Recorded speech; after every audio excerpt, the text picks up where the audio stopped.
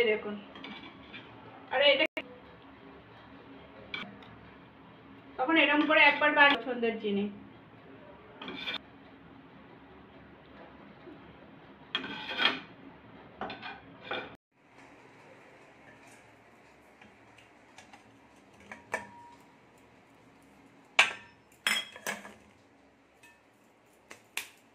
নমস্কার বন্ধুরা, বাঙালি কুকিং এর সবাইকে স্বাগত। সবাই ভালো আছো? আমিও ভালো আছি। আজকে আমি একটা নাস্তা রেসিপি বানাচ্ছি, আপনারা প্রথম থেকে পুরো শেষ অবধি দেখুন। এটা ঘরেতে পাস্তা, পিৎজা, মানে পাস্তা আর চাউমিন যে কোনো জিনিস থাকুক না কেন, সেগুলো না থাকলে এরকম ভাবে বানালে খুব সুন্দর লাগবে খেতে।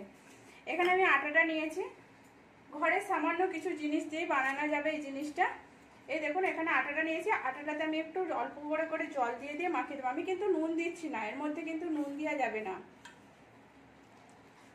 এখানে আমি অল্প করে জল দিয়ে আটাটা যেমন মাখাই, রুটি বানালে নরম করে মাখাই, একটু আমি শক্ত করে মাখাবো এটাকে।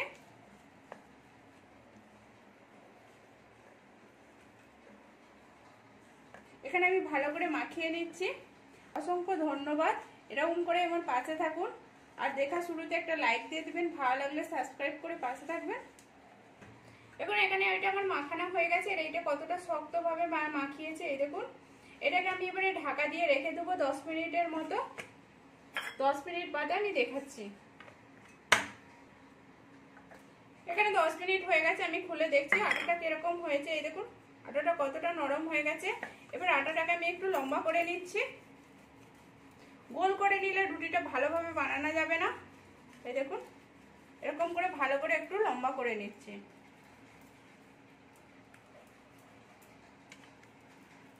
পুরোটা লম্বা হয়ে গেছে, এবার আমি একটু ছোট ছোট করে কেটে নিচ্ছি।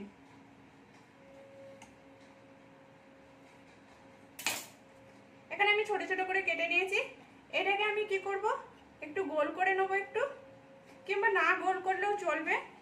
আরেকটা ভাবে আমি দেখিয়ে দিচ্ছি। এটাকে এরকম করে বসিয়ে হাতে করে একটু টিপে গোল করে নিলেও হবে।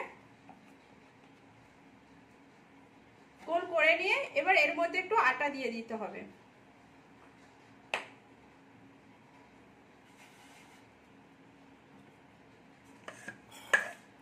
এখানে আমি আটা দিয়ে দিয়েছি, আটাটা দিয়ে ভালো করে একটু পাতলা করে গোল করে রুটির মতো বেলে নেবো আমি। আটাটা কিন্তু বেশি দেওয়া যাবে না, গোল করে নিলে হবে। এটা জাস্ট গোল করার মতো।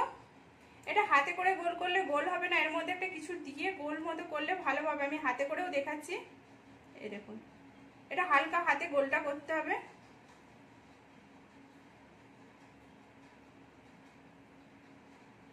এখানে আমার পুরোটা গোলটা হয়ে গেছে, খানিকটা যেখানে বাকি আছে এখানে আমি একটু জল দিয়ে দেবো। দেখুন পুরোটা আমি জল দিয়ে দিচ্ছি এখানটায়, যাতে ভালো করে চিপকে যায় আমার।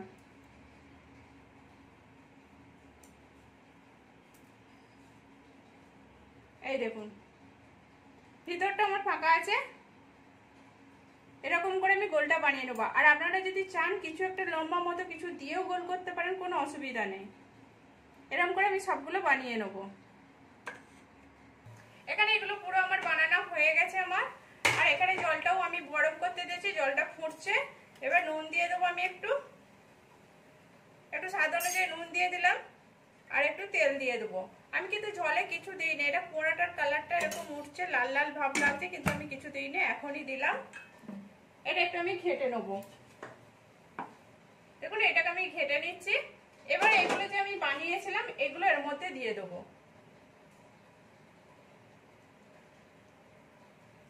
দেখুন এখানে আমি দিয়ে দিচ্ছি, দিয়ে অল্প আঁচেতে আমি 10 মিনিটের মতো সিদ্ধ হতে দেবো।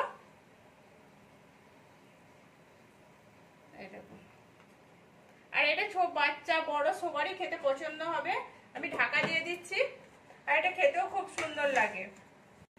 এখানে আমি খুলে দেখছি 10 মিনিটের মতো হয়ে গেছে, এটা কতটা ফুলে গেছে। এবার এটাকে আমি তুলে নেব। এই দেখুন এটাকে আমি তুলে নিচ্ছি। এটাকে তুলে আমি একটু ঠান্ডা হতে দেবো, কেন গরম অবস্থায় তো আমি কাটতে পারবো না। এটাকে একটু ঠান্ডা হতে দেবো। এখানে তেল দিয়ে দিচ্ছি, তেলটা গরম হয়ে গেছে। এবার রসুন কুচি দিয়ে দিচ্ছি। রসুনটাকে একটু আমি ভেজে নেবো। এটা ভাজতে ভাজতে আমি কাঁচা লঙ্কা কুচি দিয়ে দিচ্ছি, 2 দুটো কাঁচা লঙ্কাকে ছোট ছোট করে কুচিয়ে রেখেছিলাম, এটাও দিয়ে দিলাম। একটা পেঁয়াজকে ছোট করে কুচিয়ে রেখেছি, পেঁয়াজটাও আমি দিয়ে দিলাম। এগুলো আমি একটু ভেজে নেবো। তাহলে পেঁয়াজটা হালকা একটু ভেজে নিলে লাল লাল এসে যাবে আর নরমও হয়ে যাবে অনেকটা। এখানে আমার পেঁয়াজটা অনেকটা নরম হয়ে গেছে আর এটা ভাজাও হয়ে গেছে। এবার আমি গাজর কুচি দিয়ে দিচ্ছি, ক্যাপসিকাম কুচি দিয়ে দিলাম। এখানে বিনস নিয়েছিলাম, বিনসটাকেও আমি দিয়ে দিলাম। এটাকে একটু নেড়ে নিচ্ছি, আমি হালকা নেড়ে নিচ্ছি। আর এর মধ্যে আমি টমেটো কুচিগুলোও দিয়ে দিচ্ছি। টমেটো কুচিগুলোকে দিয়ে আমি ভালো করে নেড়ে নেবো একটু। স্বাদ অনুযায়ী একটু নুন দিয়ে দিলাম, অল্প পরিমাণে হলদি দিলাম, হাফ চামচের কম একটু হলদি দিয়ে দিলাম, আর একটু কাশ্মীরি লঙ্কা গুঁড়ো দিয়ে দিলাম। দিয়ে আমি ভালো করে এর সাথে মিশিয়ে নিচ্ছি মশলাটার সাথে। এখানে আমি যেগুলো বানিয়েছিলাম সেগুলো আমি এরকম ছোট ছোট করে কেটে নিচ্ছি। আর ওখানে সবজিটা হচ্ছে, এই দেখুন।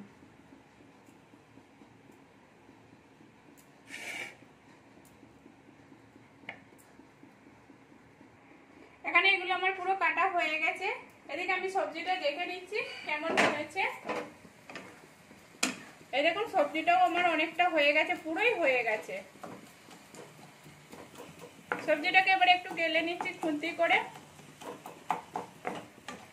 এই দেখুন, এবার এগুলো যে আমি কেটে রেখেছিলাম এগুলো দিয়ে দিচ্ছি আমি।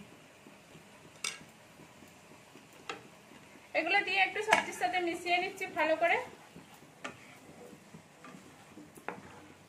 এই দেখুন, এরকম করে ভালো করে মাখিয়ে নেবো, এর সাথে মিশিয়ে নেবো। এটা সবজি মশলার সাথে ভালো করে নেড়ে নিয়েছি। এবার এখানে আমি কালো গোলমরিচের গুঁড়ো দিয়ে দিচ্ছি একটু, হাফ চামচের মতো। আর একটু পাস্তা মশলা দিয়ে দিচ্ছি। পাস্তা মশলা, ম্যাগি মশলা যা দেবেন তাই হবে। এটা হাফ চামচের মতো দিয়ে দিলাম। দিয়ে একটু নেড়ে নিচ্ছি এর সাথে। আমি গ্যাসটা বন্ধ করে দেবো। এবার এর মধ্যে আমি কিছুটা ধনেপাতা ছড়িয়ে দিচ্ছি। এবং ধনেপাতাটা ছড়িয়ে আমি এটাও নেড়ে নেবো একটু এর সাথে। আমি কিন্তু গ্যাস বন্ধ করে দিয়েছি। এবার এটাকে আমি নামিয়ে নেবো। ধনেপাতাটা ওর কাটা হয়ে গেছে দিয়া। এবার এটাকে আমি নামিয়ে নিচ্ছি।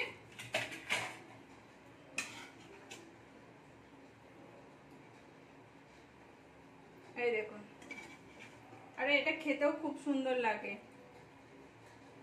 সবসময় তো বাড়িতে পাস্তা চাউমিন থাকে না, তো তখন এরকম করে একবার বানিয়ে দিলে ছোট বাচ্চা বড় সবারই পছন্দের জিনিস।